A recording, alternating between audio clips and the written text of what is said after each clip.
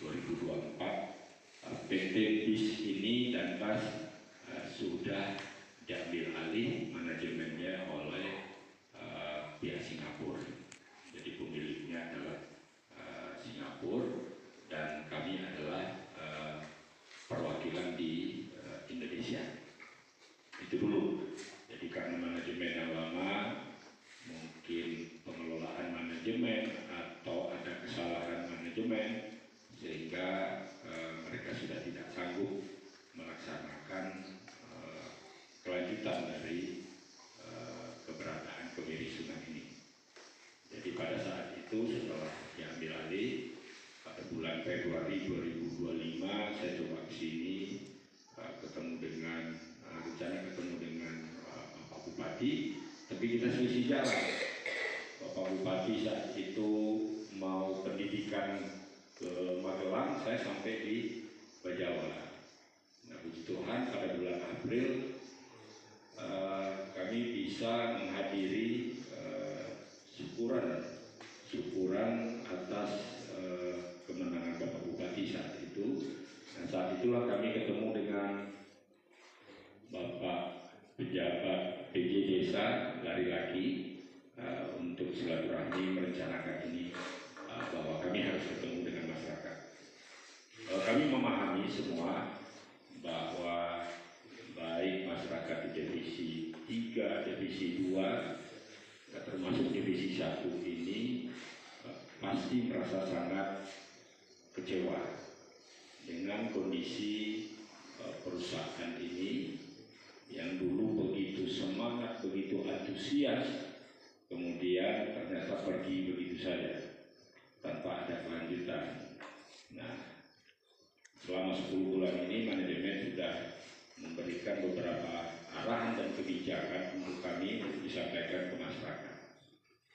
Yang pertama, bahwa lahan sebesar 74 hektar di Lari-Laki ini harus tetap kita lanjutkan. Cuman dengan polanya yang berubah dari yang dulu. Polanya sudah berubah. Kalau ke depannya kita polanya adalah pola kemitraan. Bermitra antara perusahaan dengan pemilik lahan. Jadi sama-sama posisinya sama. Secara hukum yang namanya bermitra itu mempunyai posisi yang sama. Tidak ada atasan, tidak ada bawahan. Mitranya seperti apa? Bapak Ibu warga Lari-Laki adalah pemilik lahan. Kami adalah pemilik tanaman. Nah, itu mitranya dulu.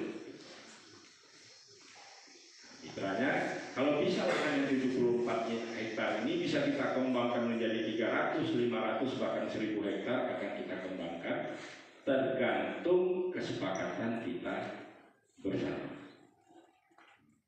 Tidak ada paksaan, tidak ada yang merasa diintimidasi, tidak ada paksaan untuk bermitra. Kenapa?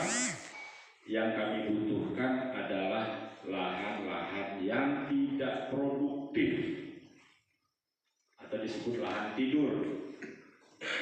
Ya, lahan ini tanah ini sudah ada dari nenek moyang kita dulu sampai sekarang tidak bisa kita manfaatkan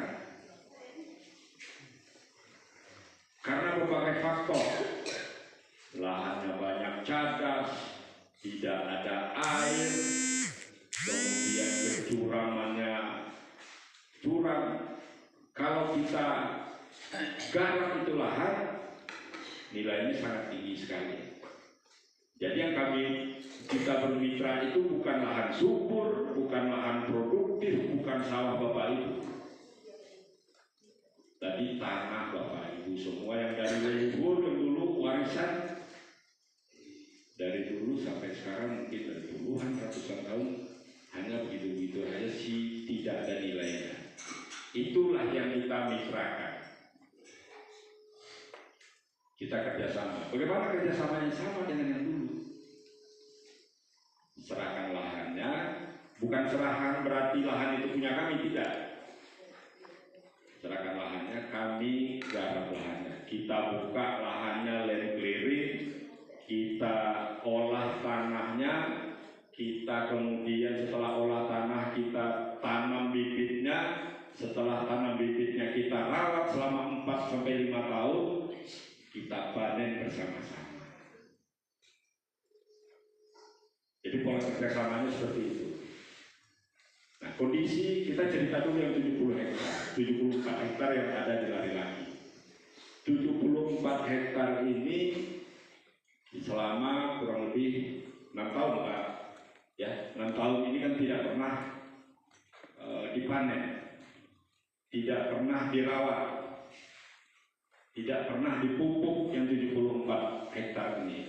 Sehingga dari Bapak Ibu pemilik lahan ini timbul dan muncul rasa kecewa sama perusahaan. Benar ya Mama ya? Benar. Timbul rasa kecewa. Nah, untuk itu manajemen sudah mengambil kebijakan. Ini sama dengan divisi 2, sama dengan divisi 3 kami sampaikan kemarin, sebagai pengobat rasa kecewa tadi, sebagai penghargaan kepada masyarakat yang masih membiarkan tanaman kemiri sunat ini tumbuh di tanahnya.